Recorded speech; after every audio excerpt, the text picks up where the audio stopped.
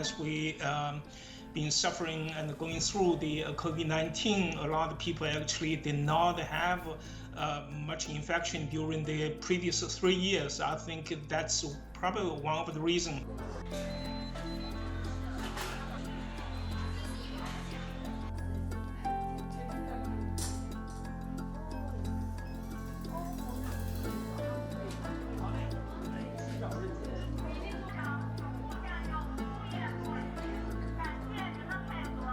It's